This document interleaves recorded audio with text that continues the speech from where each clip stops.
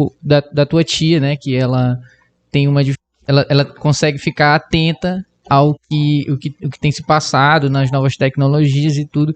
Isso me lembrou muito 2 casos que eu vi um vídeo sobre isso, sobre essa questão das empresas que elas começam a se tocar de que elas estão ali fazendo uma diferença ou pretendem mudar alguma coisa. Porque eu até aqui com a influência dos meus amigos, né, eu comecei a assistir alguns canais de empreendedorismo por aí, sobre as análises de algumas empresas. E aí, recentemente saiu uma empresa lá da Finlândia que ela está fazendo um carro elétrico. E o carro elétrico ele tem várias coisas que não precisa ter quer dizer, que ele já não tem coisas que não precisa ter, né? Por exemplo, para resfriar o motor ele não tem um radiador. Que um carro a combustão teria. Que o carro a combustão teria. E aí eles colocaram um farol um pouco diferente. Eles colocaram um farol de fita de LED na frente. Que na frente do carro ele é todo assim. Porque todo carro elétrico hoje em dia ele ainda mantém os 2 faróizinhos, farolete, que é o comum de todo carro que tem, né, na frente. Certo. E aí, com isso, a empresa hoje em dia, só por conta dessa inovação, eles têm quase 50 bilhões no mercado hoje em dia. O orçamento deles, sei lá, foi uma coisa astronômica, porque ninguém nunca tinha pensado em mudar o design de uma coisa o design mais futurístico, farol, né? Tipo, é uma faixa de luz. É só faixa de luz que tu pode mudar agora simplesmente a cor. A gente vê a gente já viu isso na traseira, né? Mas isso, já tem hoje em dia na traseira. Na dianteira, não. E aí, na dianteira não se tem. Tipo, olha aí, come, Ícaro. Hora de comer, cara. Ei, cara. Come, Ícaro, come. Enfim, é porque ele é maromba. E aí, eu lembrei do... Deu pra perceber, né? Deu pra perceber que ele é maromba.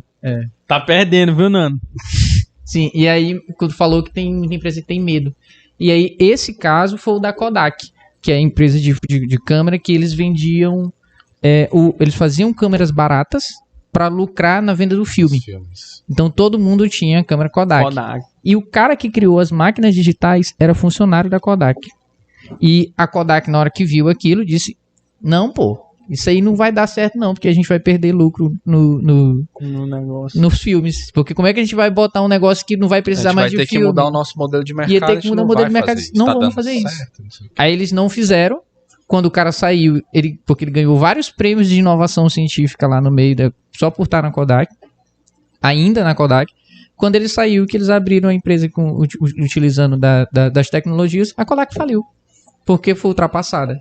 Com todas as ferramentas na mão, para ser a primeira... A gigante das câmeras digitais, a empresa simplesmente faliu por conta disso. Hoje eles mudaram um pouquinho o ramo, né? Faliu, aí eles estão tentando voltar agora, mas... Assim como a Nokia também, a Nokia que também... A Nokia também... Que foi tipo, criou a tecnologia do SMS, que toda empresa hoje em dia utiliza, né? A Nokia que criou, também acabou deixando se passar. Não faliu, mas foi comprada pela Microsoft. A Microsoft fez vários testes lá dentro, mas deixou de mão também. Agora tá voltando de novo com os celulares e tipo, tentando entrar no mercado ainda ali, mas que era uma empresa pioneira na tecnologia, que se deixar passar ali por um instantinho, como muitas empresas têm acontecido, e tipo, o teu trabalho, principalmente no marketing ali, dentro das empresas, começa a transformar as empresas naquele destaque, porque é muito comum aquilo que tu falou, saindo 30 profissionais por semestre ali na odontologia. De cada faculdade. Que tem uma média. Quase toda faculdade tem a faculdade de odontologia, o curso de odontologia. Aqui tem umas 8 aí, faz a conta. E aí, tipo, faz as contas. Quantos profissionais não saem? E a maioria já vem com esse pensamento: quero abrir meu consultório. E aí não tem um trabalho lá do marketing. Quando o cara tem esse trabalho, ele já se torna uma outra história. Ele já tá a passos à frente, né? Já tá vários passos à frente. São muitas variáveis, mas isso, com certeza o cara já tá um passo à frente quando ele entende desses processos todos. Mas tem gente que a gente via que antigamente conseguia uma certa projeção, e eu digo, sempre tinha alguém atrás, assim, orientando nesse sentido. Às vezes o pai já era empreendedor, era empresário em outra área, falava, cara, faz isso daqui... Tem que ter um financeiro organizado.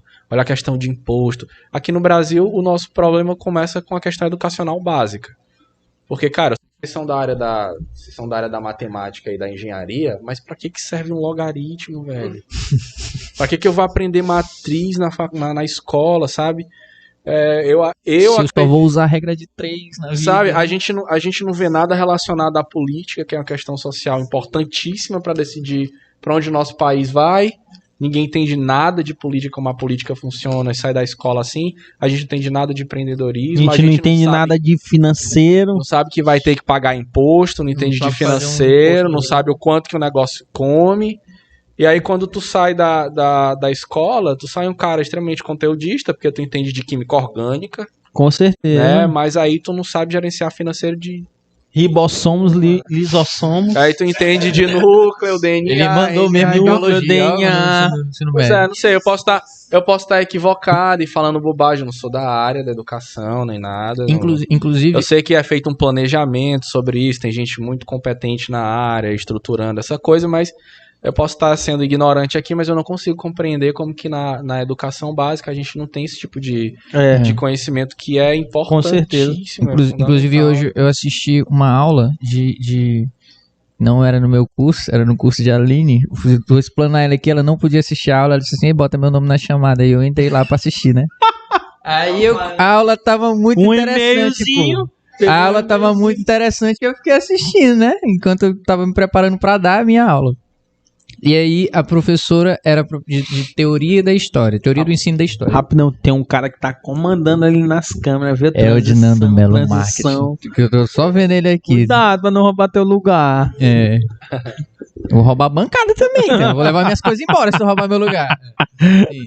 Aí a professora falou uma coisa que, tipo assim, que pelo menos ela começou a fazer vários questionamentos e tal, e eu ali, da área da música, assistindo a aula de história, e ela trouxe um exemplo por exemplo, de como a história, na verdade, dentro da história ela pode falar disso, como o ensino da história tem mudado durante alguns tempos, né, tipo, muito recentemente.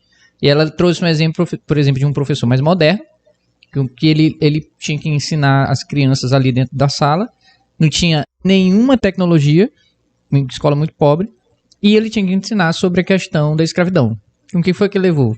Tem que trazer o conteúdo? Tem, mas é muito mais fácil você estar ali, pegar todo o conteúdo que está no livro, que o livro é conteudista, né? Ele é muito pontual, quando for o ano, o que aconteceu, e aí se torna muito mais fácil levar uma aula assim. Mas o que foi que ele fez? Ele tentou trabalhar a questão da empatia, a questão do problema da libertação à toa da escravidão, né? Que uma coisa, anos ali e de repente, não pode mais. Então ele começou a tratar de que forma? Ele pediu para que todas as crianças, ele trouxe um contexto e pediu que todas as crianças de 8º ano escrevessem a sua carta de como se fosse não carta de alforria, como se fosse o presidente da época, como se fosse o cara que manda na época. Escrevessem, tipo assim, Princesa Isabel, escrevessem aqui, tá aqui, escreve o estatuto de que não pode mais ter escravidão no Brasil. E aí as crianças foram escrevendo, e tipo, tu ia lendo as cartas, todas já tendo outra coisa trabalhada, não aquela questão, não pode mais escravidão.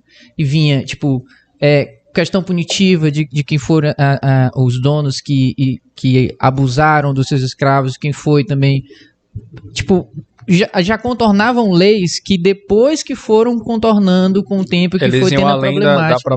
Eles iam além da questão. Né? Ele envolvia, né? Ele envolvia, tu saber. Mostrava o motivo, porque... Porque é muito mais fácil a gente dar aula só se guiando pelo livro. Mas quando a gente quer dar aula agindo ali dentro da sociedade onde aquela escola está inserida, aí sim aquele cara é um professor, de verdade. Invertendo o papel, né? Invertendo, às vezes, sala de aula invertida, brainstorm, um monte de coisa. Se eu fosse aquela pessoa que estivesse sentada ali para aprender, como é que eu queria ouvir essa história? Como é que eu ia saber? Como é que eu tornaria ela mais interessante para eu, que se tivesse sentado, entendesse? Eu vou controlar as câmeras.